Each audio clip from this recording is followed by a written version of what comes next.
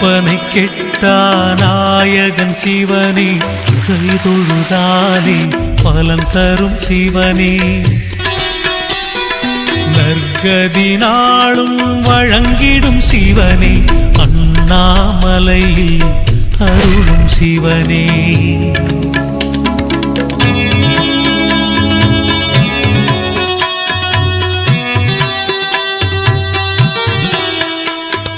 கங்கையை தலையினில் தாங்கிய சிவனே கமண்டலம் கையினில் ஏந்திய சிவனே எங்களை என்றும் காத்திடும் சிவனே அண்ணாமலையில் அருளும் சிவனே